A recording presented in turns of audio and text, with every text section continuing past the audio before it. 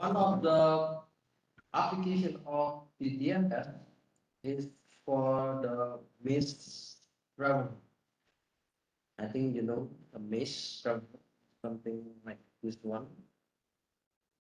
So the DFS algorithm is similar to a classic strategy for exploring a mesh.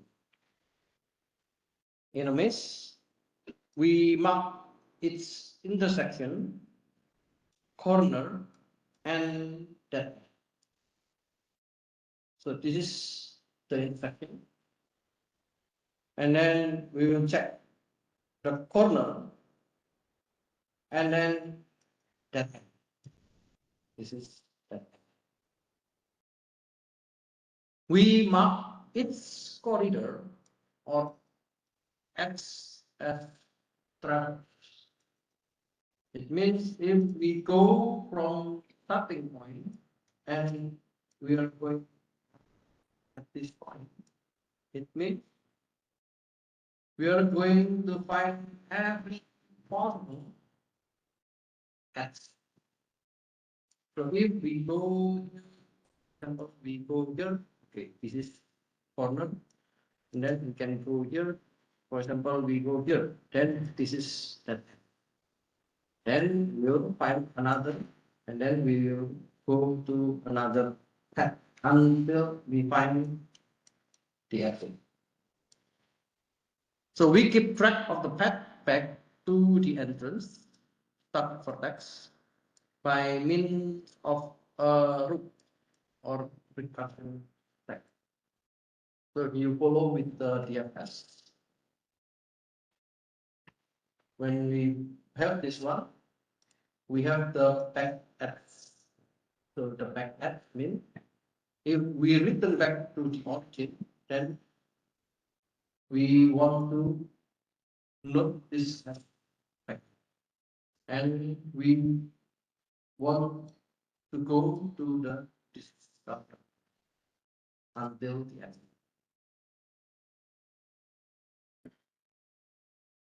So the DFS you recursion.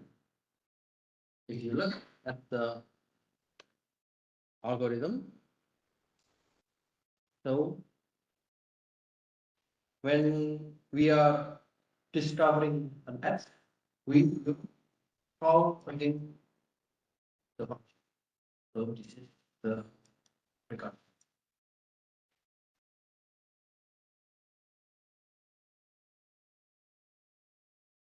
There are two properties of DFS.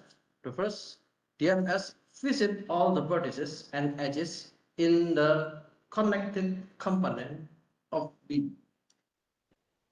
So we learn about the connected component. So we have vertices and we want to visit the vertices and we want to visit the edges when it is connected. The property number two, the discovery edges labeled by DFS, it forms a spanning tree. So do you still remember spanning tree? Spanning tree is a graph with all vertices. All vertices will be in the graph, but the edges will be only some of the edges, and it will be the connected component.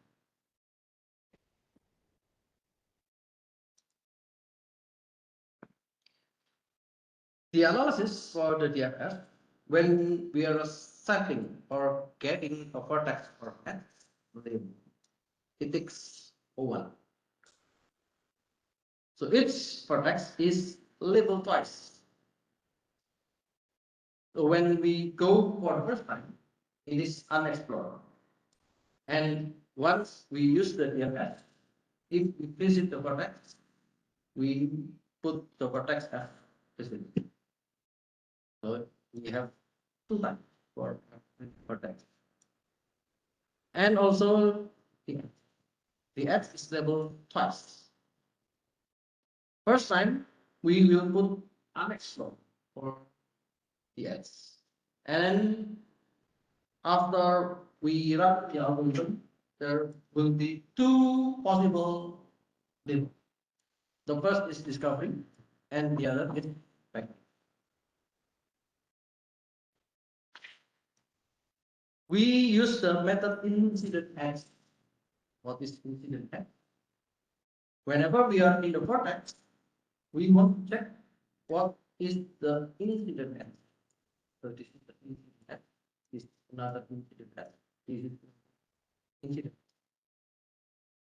So the method incident edges is called one for vortex. So we call this one time. We call this. Therefore, the DFS runs ON plus N. N is the number of vortex, and M is the number of edges. So the DFS run in ON plus N time, provided the graph is represented by adjacency. Do you still remember?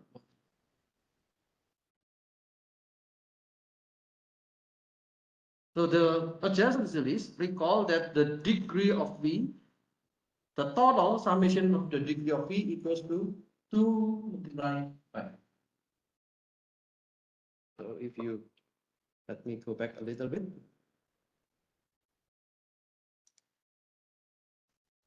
We have X list structure for the data structure. We have the adjacency list structure. Sometimes we can say this is the node list. We want to find the adjacency based on the node. And the other is adjacency matrix. It depends on your data structure. In this case, the DFS will give you ON plus M when the data structure is adjacency.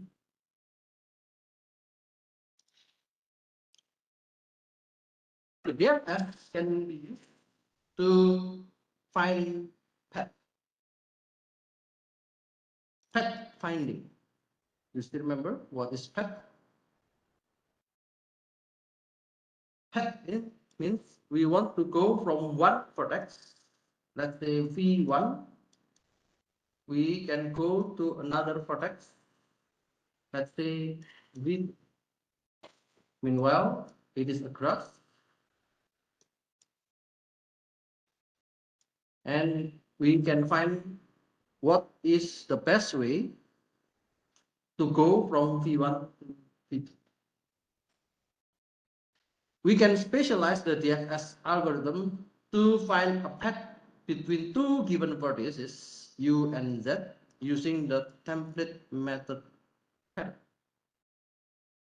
So for example, we use the DFS. Okay. So we use the previous DFS, and then we want to find the path. If we use only the DFS, we just want to check for the vertex. But if we use the path DFS, we want to check the vertex and Z. Z means the destination. So we can call the DFS G, U. So this is the original DFS that we saw before. And we can use that.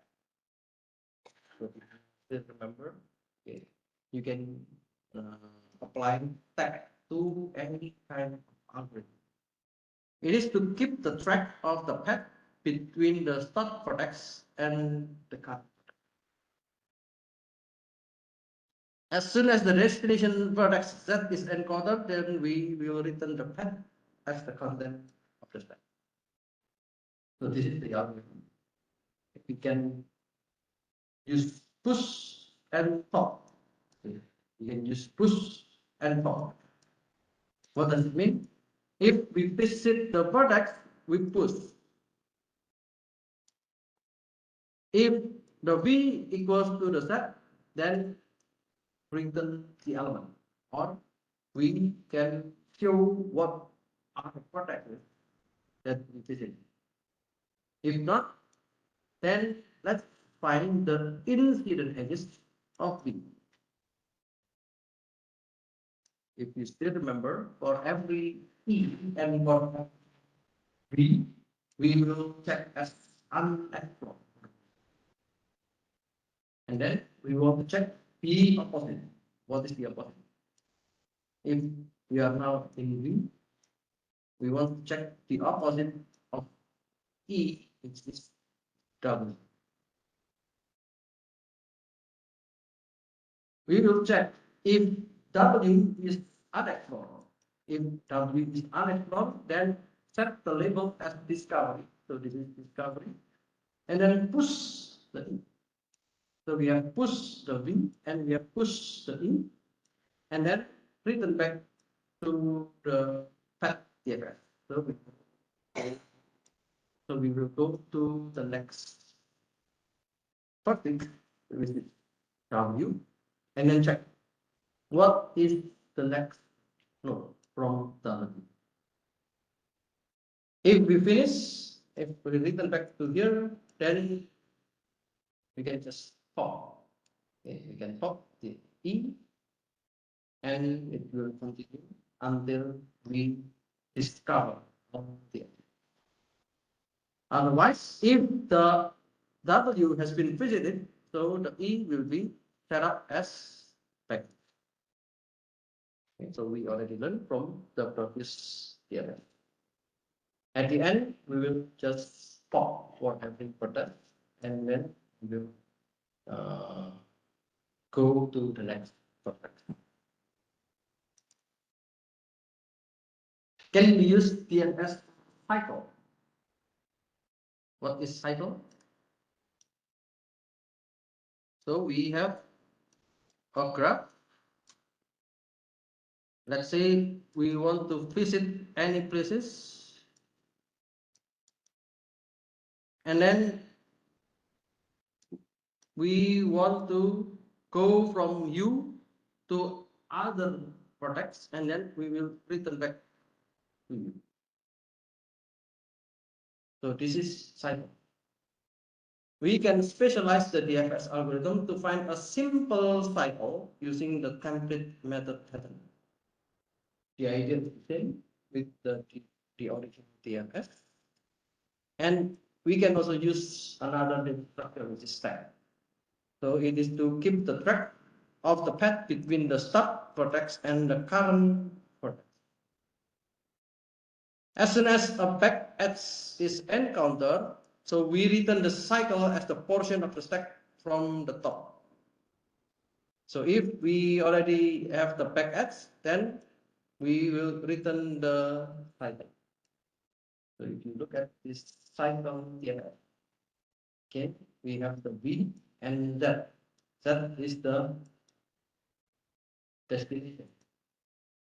But what is this destination? We know cycle, we return back to the origin.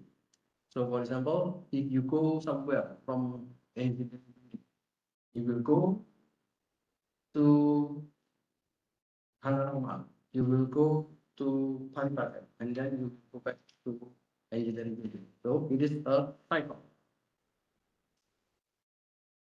So if we have B and Z, what does it mean?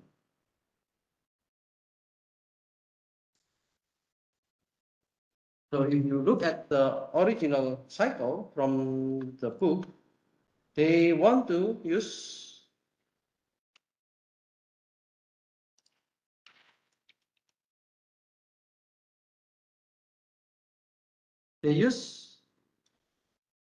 a symbol to represent the end of the node.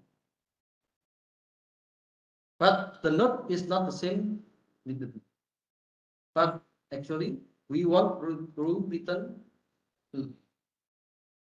In this cycle, it starts from you, and we will return back to you. But the end of the node is not you. So this spatial node is indicated as that in the cycle.